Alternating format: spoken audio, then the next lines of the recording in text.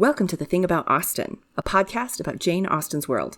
I'm Zan. And I'm Diane, and this episode, we're talking Regency Scrabble.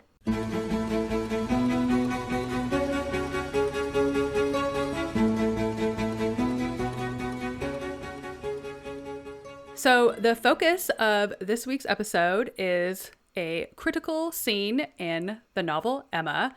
At the point in question, we're about, what'd you say, two-thirds of the way through probably. the novel? Yeah, so Mr. Ellington is married, Frank Churchill and Jane Fairfax are both in Highbury at this point. It's a lovely summer evening, the beauties of Surrey, and the beauties of Surrey. And Knightley has walked up to Hartfield after dinner to spend his evening like he does. And Emma and Harriet are about to go out for a walk, so he joins them. And then on the way back, they run into Mr. and Mrs. Weston, Frank Churchill, Miss Bates, and Jane Fairfax. It's just like a real party right off the bat here. Yeah. So Emma invites them all in for tea, and I love this because this is exactly the kind of impromptu, sort of like casual entertainment with close friends that Mr. Woodhouse loves, and so she's partially doing it for her father. Yeah. It's also really funny to me because random people showing up at my house is fully my idea of a nightmare, so I just am like, the idea that this is what Mr. Woodhouse is more comfortable with, I was like, wow, you would think he would prefer like an invitation 6 months in advance, Yes. Yes. But he's like, oh, a cozy, friendly thing. No strangers allowed, obviously. So they all go inside and they're just chatting, and Frank asks about Mr. Perry's plans for setting up a carriage and claims that Mrs. Weston wrote him about it. And she's all, I have no idea what you're talking about.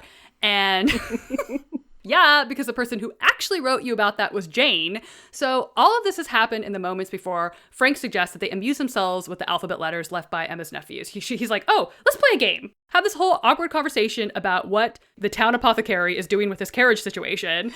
And Mrs. Weston being like, what? And he's all, I think I dreamt it. Like, it's just, it's so bad. And then he's like, immediately, we must play word games. Yes. He says, Miss Woodhouse, said Miss Frank Churchill after examining a table behind him, which he could reach as he sat. Have your nephews taken away their alphabets, their box of letters? It used to stand here. Where is it? This is the sort of dull-looking evening that ought to be treated rather as winter than summer. We had great amusement with those letters one morning. I want to puzzle you again.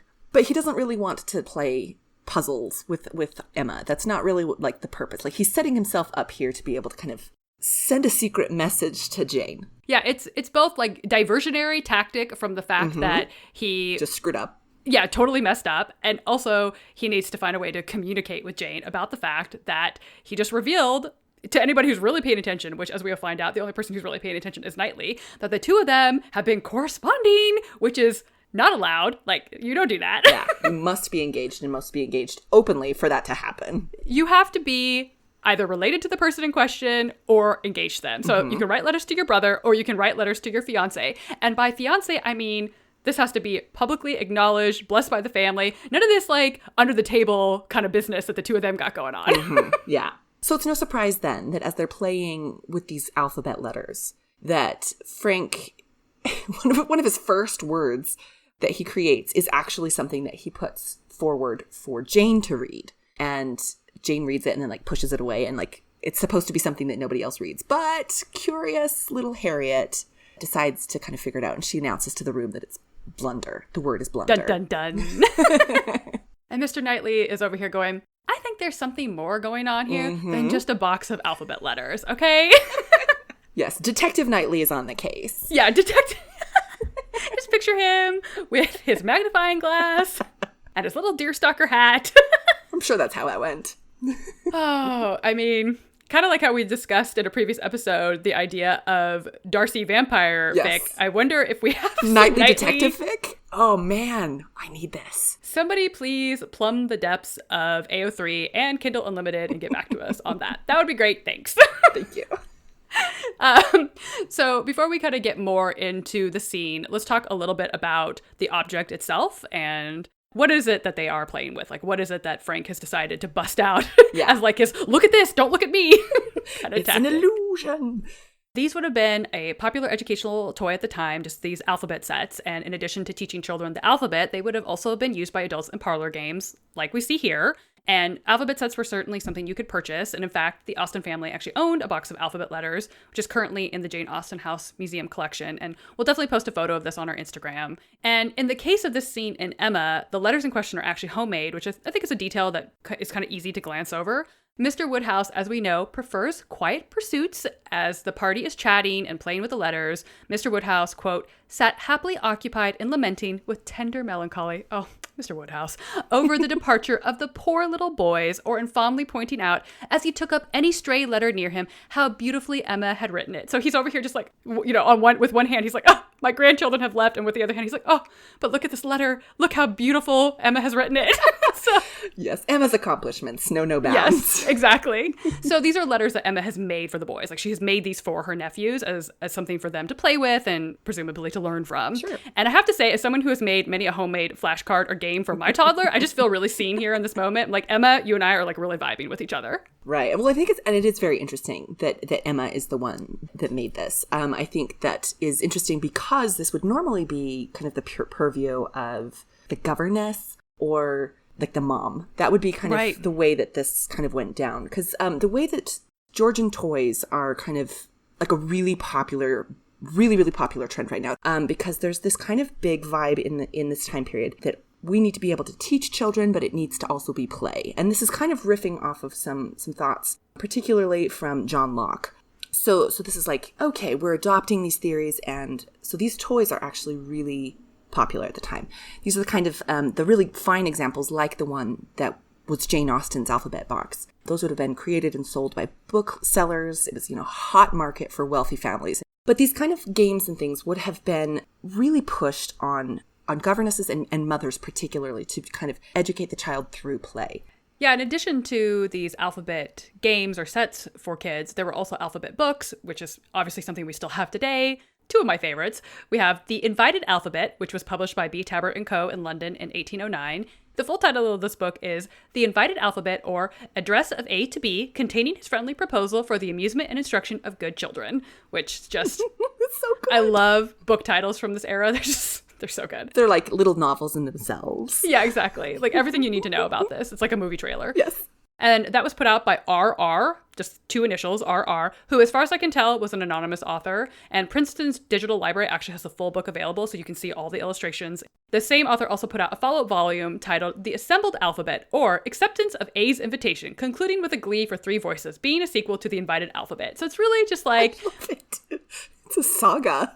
Like, it's a whole sitcom, like A and B become friends. The one invites the other over. What a delight. Oh, it's so good. And what I love about this is you can actually purchase a facsimile reprint version of this book on Amazon right now for $13.56. So anyway, let's get back to these alphabet boxes and talk a little bit about the types of materials that were used. So for instance, Jane Austen's alphabet box is made of, it's an inlaid box, but the letters themselves are actually carved ivory. And that is in itself obviously a very precious material. But also these boxes from this era are also largely made of mahogany, which is again another very rich material, kind of like a wealth signifier, obviously. Right. But these materials are also very big signifiers of British Empire. Right. Obviously, ivory coming from Africa, and it's very closely aligned with the slave trade. Whereas mahogany is coming from South America, and it's, the British have a kind of stranglehold on that. So for them to be these educational toys for children in wealthy families, but they're also kind of signifying not just like wealth of the family, but kind of wealth of the empire in terms of like, look at all the things that we can own. Right. I mean, they're like play toys for children, and they are also direct products of colonialism and slavery. That's how materials like ivory and mahogany were sourced. And so that is how many of these objects were created. And it's important to acknowledge that even when discussing this silly situation with Frank and Emma and this game that they're playing. Yeah. Yeah. And so it's like this idea that Austen's material culture is never kind of happening within a vacuum, basically. So the fact that Austen herself owned a physical object that is denoting this empire and colonialism. And it's very, very prevalent in this period for that to be the case. So even though in Emma, we know that this is kind of a handwritten set, we know that Austen owned a physical ivory set, and that because the Woodhouses are wealthy and they have these children in their house, we know that there probably was a set somewhere in their house, or that the Knightleys probably had one as well. Sure. They maybe just left it home. They didn't take it. It's not the travel set. It's really interesting that Austen decided to have Emma do these as like a handmade craft that she did with the kids, because we know that this is a wealthy family. Like you said, like they could have certainly afforded to have purchased a set like this. They may very well have had one in the house, but Emma instead is like getting down with her Regency Pinterest self. Definitely. Well, and then I think it's also interesting, getting kind of back to the game itself, it's really interesting to see the way that these alphabet letters and boxes were advertised. I mean, obviously, we've titled this episode Regency Scrabble, and it's like 100% the precursor to Scrabble and bananagrams and whatever, letter games you want to talk about, because they had a bunch of different, like, really creative games. And it could be kind of like these really basic children games where it's like A on one side and then a picture of an apple on the other side. Like, that's very normal alphabet game at this time period. But it's also very common for them to do what they're doing in the novel, which is to do the anagrams, where, you put the letters all mixed up in front of somebody and they have to try and riddle it out. Or there's acrostics, which is kind of like the crossword kind of idea. There's letter associations, riddles, etc. And again, we've already talked about Detective Knightley. This novel is full of riddles. It's full of these riddles that have to be solved. And so the fact that we're seeing, Blunder happening here in this particular scene, I mean, we're also seeing a little bit of this later in the novel where we're at Box Hill. And we have Mr. Weston actually doing a letter riddle. He says, what two letters of the alphabet are there that express perfection? And then Emma says, what two letters express perfection? I'm sure I do not know. And then he says, you will never guess. You, to Emma, I am certain will never guess. I will tell you, M and A. Emma, do you understand? So he's got this like word puzzle that's going on, and it's, I mean, it's such like a peak dad joke moment as well. 100% dad joke energy here. It's like you do like one of those like, ha ha ha, okay. Exactly. Well, and then afterwards we kind of get Knightley's kind of stinging like, well, perfection's come too soon. I'm out. But the fact that we have word games happening prevalently in this scene with the alphabet letters, but then it's also kind of this like the word game and word associations is happening throughout this novel, and I think we see it in other novels as well. I mean, they didn't have electricity. Like, they didn't have television. What were we supposed to do, Right. Earlier on in the novel, we also get the riddle book that Emma and Harriet are putting together, and so we're getting wordplay there. And that's definitely something we will talk about in a future for sure. I mean, that's its own very unique thing. But I just wanted to point out that there is a lot of wordplay, a lot of word games happening throughout the novel, and they're all significant to the plot. I distinctly remember when I read this for the first time when I was 12 or 13, and I loved it. And it was one of those books where I basically immediately reread it. I am a huge rereader by admission. Because you're like, now I know what's going on. Yeah. But I enjoyed it even more the second time around because I was just like, I see what's happening here. Oh, Frank, I see you. Oh, you wild, like. Your haircut, my eye. It was all just like so much more enjoyable because I was like, I see what's happening here. Yeah, sure. I wonder who the secret piano is from. Mm-hmm, yes. Mm-hmm. Yeah. Well, and then you're more savvy to like when Knightley's just like, I'm not buying it, kids. Not buying it. Yep.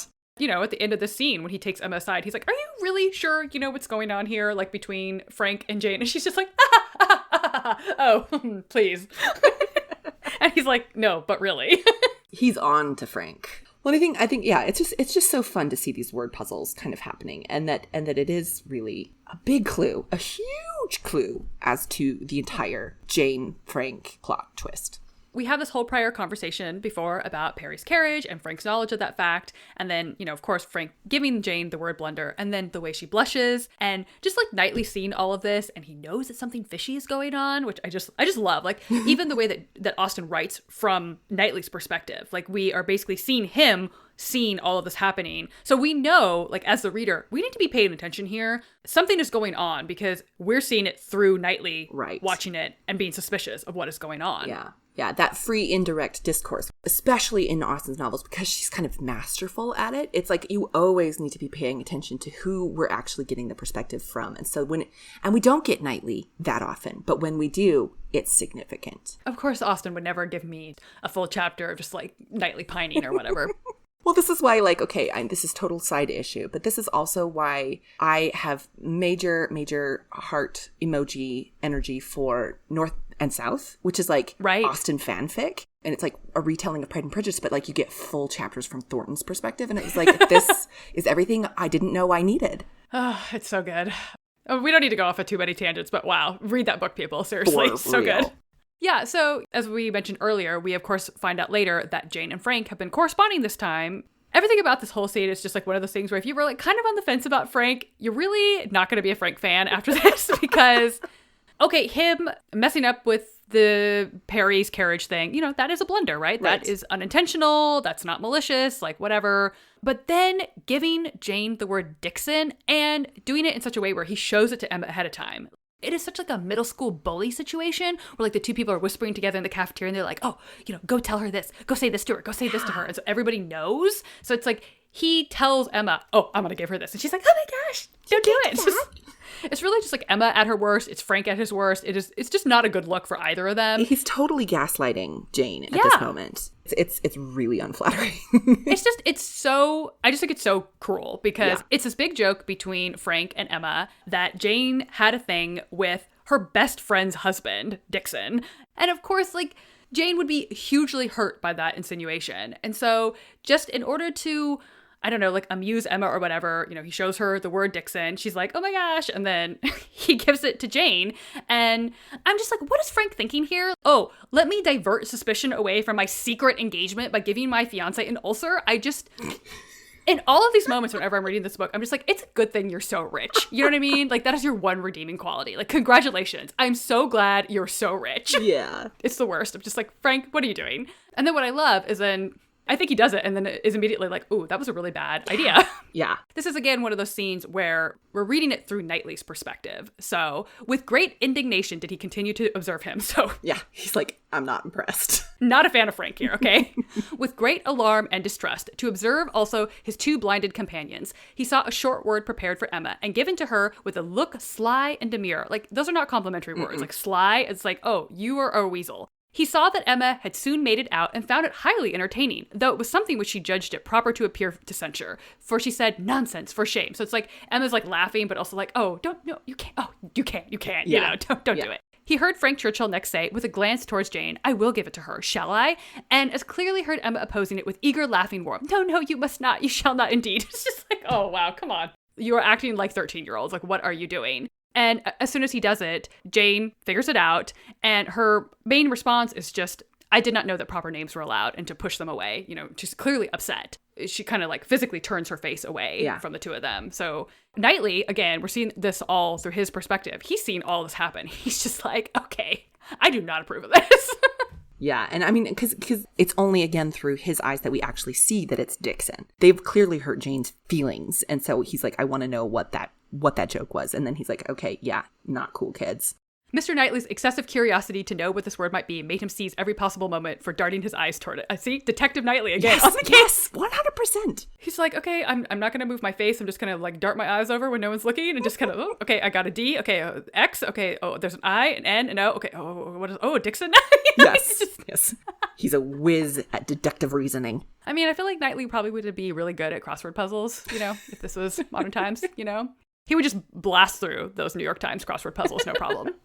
And then, of course, we then later see in the same scene that Frank gives Jane another letter, and she doesn't even look at it. She just, like, sweeps it off. She's just like, I am not talking to you, which, good for you, Jane. Like, I really appreciate this. Yes. Like, everything about her in this scene is just, she is letting him know she's not happy. Unimpressed. So a fun little detail that I love is that, because we never find out in the book what that letter was that Frank gave her, that she was just like, no, thank you. But according to family lore, the word that Jane Fairfax sweeps away without even glancing at it is pardon. So Frank is just like, oh, sorry, I just hugely insulted you in one of the worst ways possible.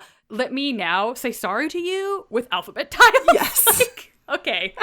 You're going to have to do a little bit better than that. Surprisingly, that doesn't work. And again, I say it's a good thing he's so rich. Poor Jane. Poor Jane. Wow. What a cat. You can tell that Diane and I are not massive fans of Frank Churchill, and we just feel really sorry for Jane Fairfax. I totally get why she married him. And if I'm like making a list of your marriageable prospects in Austen novels, like I'm still going to rank him above. He's nowhere near, like a Willoughby or a Wickham or any of those kind of guys for me. Not only because of the level of his misdemeanors is more, they're just dumb. They're just like dumb teenage boy stuff, I'm just like, how old are you? He's just incredibly narcissistic. He doesn't see that it's a problem. So either he will mature and grow out of that, or he will continue to be thoughtless and careless and a horrible husband. But at least as far as we know, we don't have any evidence that he's like a degenerate or whatever. Yeah. So again, at least he's rich. Yes. Which is not a small consideration for a woman in Jane's position at this time. Right. Yeah. So. Governess or rich man's wife. And it's kind of a no-brainer. And then isn't it Knightley at the end of the book who says something like, she will be the making of him? Yes, exactly. Like the kind of implication is that somebody like Frank needs somebody to whip him into shape. Yeah. And he's not wrong. Yeah. So I guess like whether you think they will have a happy ending depends on what do you have more faith in? Jane's fortitude and character or Frank kind of being the worst? Which one is going to win? Well, and since he's so immature, maybe he's very easily diverted, like go play with the alphabet tiles in the corner, Frank. There might be like molding potential here, you know? There might be some opportunities. So one of the things that I think is really interesting is just the word blunder itself or its variants, blunders, blundering, etc. Yeah. It doesn't come up. And let me preface this all by this. This is done by the highly scientific research of Diane searching through her digital editions. So if somebody wants to double check my work, feel free. Should be accurate. If it's off, it should only be off by a little bit. But it doesn't come up in Pride and Prejudice or Northanger Abbey. Comes up twice in Sense and Sensibility, twice in Persuasion. But it comes up 15 times in Emma. So this is like the word of the novel. Again, blunder or its variants. And I feel like blunder is such a great word to describe the actions of so many of the characters. Yes. Particularly, and Frank is a perfect example of that, right? Like particularly when those actions, they aren't purely malicious or it's a situation where the result does not match the intention. Like again, Frank, like... He's like, oh, I was just trying to divert suspicion away from the fact that we were corresponding. So I thought instead of implying that you and I were secretly engaged, I thought instead that I would imply that you had a thing with a married guy because that's better, I guess. It's more interesting. But it's just this kind of like careless unthought of kind of gaffe that's happening. Exactly. And of course, like Emma herself is the queen of sort of the know-it-all blunder. Yes.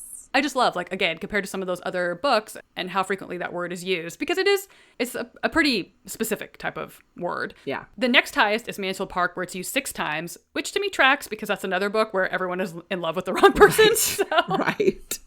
So we've kind of had this really, really fantastic kind of overview of the way that these pieces are all working together. And we're really looking forward to kind of sharing on Instagram some of the visual representations of these letters and alphabets and some other kind of feelings that we have about blunders. Exactly. So you can find us on Instagram at The Thing About Austen and on Twitter at Austen_things. And you can email us at thethingaboutaustin@gmail.com. And as always, we so appreciate everyone who subscribes to the podcast, and especially any of you who hit that 5-star button on Apple Podcasts or leave us a great review. It really helps us out. Stay tuned for next episode where we'll be talking about Marianne's passion for dead leaves. Thanks for listening. Bye. Bye.